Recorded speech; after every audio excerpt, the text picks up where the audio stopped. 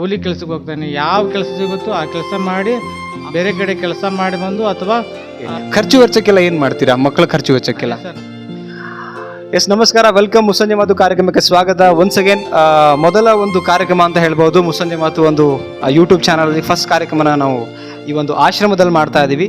Actually ಒಂದು ಒಳ್ಳೆ ಕೆಲಸ ಮಾಡ್ತಾ ಇದ್ದಾರೆ. ಖುಷಿ ಆಗುವಂಥದ್ದು ಏನಕ್ಕೆ ಅಂತ ಹೇಳಿದರೆ, ಇವತ್ತು ಅವರು ಪ್ರಾಬ್ಲಮ್ ಇದ್ದರೂ ಕೂಡ ಒಂದಿಷ್ಟು ಅನಾಥ ಮಕ್ಕಳನ್ನು ಅವರು ತಮ್ಮ ಮನೆಯಲ್ಲಿ ಇಟ್ಕೊಂಡು ಎಜುಕೇಷನ್ ಕೊಡ್ತಾ ಅವ್ರನ್ನ ಚೆನ್ನಾಗಿ ನೋಡ್ಕೊಳ್ತಿದ್ದಾರೆ. ಸೊ ಈ ವ್ಯಕ್ತಿ ತುಂಬ ಒಂದು ಗ್ರೇಟ್ ಕೆಲಸ ಮಾಡ್ತಿದ್ದಾರೆ. ಸೊ ಅವ್ರ ಬಗ್ಗೆ ಫಸ್ಟ್ ಕೇಳೋಣ. ಅದಾದಮೇಲೆ ಈ ಅನಾಥ ಮಕ್ಕಳ ಬಗ್ಗೆ ಹೇಗೆ ಕ್ಲಾಸಸ್ನ ಇದು ಮಾಡ್ತಾರೆ ಮತ್ತು ಅವರ ಜೀವನದ ಬಗ್ಗೆ ಎಲ್ಲ ಕೇಳ್ಕೊಂಬರೋಣ. ಸರ್ ನಮಸ್ಕಾರ. ನಮಸ್ಕಾರ, ನನ್ನ ಹೆಸರು ಬಸವರಾಜ ಹಿರೇಮಠ ಅಂತ ಹೇಳ್ಬಿಟ್ಟು.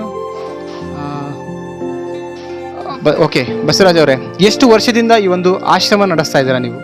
ಸುಮಾರು 1986ರಿಂದ ನಾವು ನಮ್ಮ ತಂದೆಯವರು ನಡೆಸ್ತಾ ಬಂದರು. 2013ರಲ್ಲಿ ನಮ್ಮ ತಂದೆಯವರು ತೀರ್ಕೊಂಡವರು. 2013ರಿಂದ ನಾನು ಕಂಟಿನ್ಯೂ ಆಗಿ ನಾನು ನಡೆಸ್ತಾ ಬಂದಿದ್ದೇನೆ. ಸುಮಾರು 37 ವರ್ಷಗಳಾಯಿತು ನಾನು ನಡೆಸ್ತಾ. ಓಕೆ, 37 ವರ್ಷದಿಂದ ಈ ಒಂದು ಆಶ್ರಮ ನಡೆಸ್ತಾ ಇದ್ದೀರಾ. Okay, good. ಈಗ ಈ ಆಶ್ರಮ ನಡೆಸ್ತಾ ಇದ್ದೀರಲ್ಲ, ಎಷ್ಟು ಮಕ್ಕಳಿದೆ ಇಲ್ಲಿ? ಟೋಟಲಿ 50 ಮಕ್ಕಳು ಟೋಟಲಿ ಇದೆ ಇರೋದು. ಅಂದರೆ 2020ರಲ್ಲಿ 19-20ರಲ್ಲಿ ಸ್ವಲ್ಪ ಕೊರೋನಾ ಬಂದು ಪ್ರಾಬ್ಲಮ್ ಆಯಿತು ಮತ್ತು ಮೂಲಭೂತ ಸೌಕರ್ಯಗಳಿಲ್ಲ ಅಂತ ಮಕ್ಕಳು ಯಾವುದೇ ಸಂಸ್ಥೆಗಳಾಗಲಿ ಮತ್ತು ಶಾಲೆಗಳಾಗಲಿ ಇದು ಹಿಡ್ಕೊಂಬಾರ್ದಂಥ ಆದೇಶ ಆಯಿತು. ಹಂಗಾಗಿ ಆ ಮಕ್ಕಳನ್ನ ಸ್ವಲ್ಪ ಯಾವುದು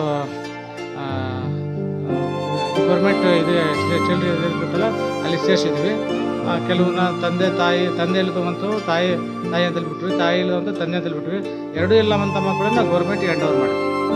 ಓಕೆ, ಇದರಲ್ಲಿ ನಿಮ್ಮ ಮಕ್ಕಳು ಎಷ್ಟು ಜನ ಇದ್ದಾರೆ? ಸರ್ ನಾವು ಟೋಟಲಿ ನಮ್ಮ ಮಕ್ಕಳು ಅನ್ನೋದಲ್ಲ, ಎಲ್ಲ ನನ್ನ ಕಡೆ ಇರೋವಂಥವು ತಂದೆಯಲ್ಲಿದ್ವು, ತಾಯಿಯಲ್ಲಿದ್ವು, 7 ಮಕ್ಕಳು, ಭಿಕ್ಷೆ ಬಿಡುವಂಥ ಮಕ್ಕಳು, ಗುರುಮುರಿ ಮಕ್ಕಳು, ಇಂಥ ಮಕ್ಕಳು ಅಂತಲೇ ಇಲ್ಲ. ಅಕಸ್ಮಾತ್ ದಾಖಲೆ ಇಲ್ಲದಂಥ ಮಕ್ಕಳು ಅದಾವೆ ನನ್ನದಲ್ಲಿ. ಅಂದರೆ ಅವರ ತಂದೆ ತಾಯಿ ಪೂರ್ವಜರ ದಾಖಲಾತಿಗಳು ಇಲ್ಲ ಅಂಥ ಮಕ್ಕಳು ಸತಿಗೂ ನನ್ನ ಅಂತಲೇ ಇರೋದು ಸರ್. ನೋಡಿ ವೀಕ್ಷಕರೇ, ಹೇಳ್ತಾ ಇದ್ದಾರೆ. ಸೊ ಇಲ್ಲಿ ಅವರೊಂದು ಹೇಳ್ತಿದ್ದಾರೆ, ಏನಂತ ಹೇಳಿದ್ರೆ ಭಿಕ್ಷೆ ಬೇಡುವಂಥದ್ದು, ಈ ಪ್ಲಾಸ್ಟಿಕ್ ಆಯುವಂಥ ಮಕ್ಕಳು ತಾವು ಒಂದು ಎಜುಕೇಷನ್ ಕೊಡುವಂಥ ಒಂದು ಒಳ್ಳೆ ಕೆಲಸ ಮಾಡ್ತಿದ್ದಾರೆ. ಸೊ ನಿಜವಾಗ್ಲೂ ಗ್ರೇಟ್ ಕೆಲಸ ಅಂತ ಅನ್ಬೋದು. ಸೊ ಆ ಮಕ್ಕಳಿಗೆ ಎಜುಕೇಷನ್ಗೆ ಸೊ ಕೆಲವೊಂದು ಖರ್ಚುಗಳು ಬರುತ್ತೆ. ಸೊ ಅದನ್ನ ಹೆಂಗೆಲ್ಲ ನಿಭಾಯಿಸ್ತಾ ಇದ್ದೀರಾ ನೀವು? ಸರ್ ನಾವು ನಮ್ಮ ತಂದೆಯವರು ಆವಾಗ ನಡ್ಸ್ಕೊಂತ ಬಂದರು. ನಾನು ಈಗ ಇತ್ತೀಚೆಗೆ ನಡ್ಸ್ಕೊಂತ ಬಂದಾಗ 2019ವರೆಗೂ ಸರ್ಕಾರದಿಂದ ಒಂದು ಮಗುವಿಗೆ 1,000 ರೂಪಾಯಿದಂತೆ ಬಂತು. ಆಮೇಲೆ 2019ರಿಂದ ಈ ಕಡೆ ಸ್ವಲ್ಪ ಮೂಲಭೂತ ಸೌಕರ್ಯಗಳಿಲ್ಲ ಹಂಗೆ ಅಂತಂದು ಹೇಳ್ಬಿಟ್ಟು ನಮಗೆ ಅನುದಾನವನ್ನು ಸ್ಟಾಪ್ ಮಾಡಿದರು. ಸ್ಟಾಪ್ ಮಾಡಿದ್ರು ಆ ಸಂದರ್ಭದಲ್ಲಿ ಮಕ್ಕಳು ಈ ಮಕ್ಕಳು ಎಲ್ಲಿ ಹೋಗ್ತವೆ ಏನು ಅಂತಂದು ನಾನಾಗೆ ಖುದ್ದಾಗಿ ಬೇರೆ ಕಡೆ ಕೆಲಸ ಮಾಡಿ ಬಂದು ಅಥವಾ ಯಾವುದರ ಇರ್ತೋ ಕೆಲಸ ಮಾಡ್ಕೊಂಬಂದು ನನ್ನ ಮಕ್ಕಳನ್ನ ಸಾಕ್ತಾ ಇದ್ದಾರೆ ಸರ್. ಓಕೆ, ಒಳ್ಳೆ ವಿಚಾರ. ಅದ್ರ ಜೊತೆಗೆ ಇನ್ನೊಂದು, ಈ ಮಕ್ಕಳು ಈಗ ಏನು ಹಾವೇರಿ ಡಿಸ್ಟಿಕ್ಕು ಬ್ಯಾಡಗಿನಲ್ಲಿ ನೀವು ಈಗ ಈ ಒಂದು ಆಶ್ರಮನ ಮಾಡಿದ್ದೀರಲ್ಲ, ಸೊ ಈ ಒಂದು ಹಾವೇರಿ ಡಿಸ್ಟಿಕಲ್ಲಿ ಇರ್ತಕ್ಕಂಥ ಮಕ್ಕಳು ಯಾರಾದ್ರು ಇದ್ದಾರಾ? ಹಾವೇರಿ ಡಿಸ್ಟಿಕ್ ಅಂತಲ್ಲಿರುವಂಥ ಮಕ್ಕಳು 2 ಮಕ್ಕಳು ಇದ್ದಾರೆ ಸರ್. 2 ಮಕ್ಕಳು ಎಲ್ಲ ಧಾರವಾಡ, ಹುಬ್ಬಳ್ಳಿ, ಗೋಕಾಕು, ಆಮೇಲೆ ಬೇರೆ ಬೇರೆ ಜಿಲ್ಲೆದು ಸುಮಾರು 8ರಿಂದ 9 ಜಿಲ್ಲೆಯಿಂದ ಮಕ್ಕಳಿದಾವೆ ಸರ್. ಓಕೆ, ಖರ್ಚು ವೆಚ್ಚಕ್ಕೆಲ್ಲ ಏನು ಮಾಡ್ತೀರಾ? ಮಕ್ಕಳ ಖರ್ಚು ವೆಚ್ಚಕ್ಕೆಲ್ಲ?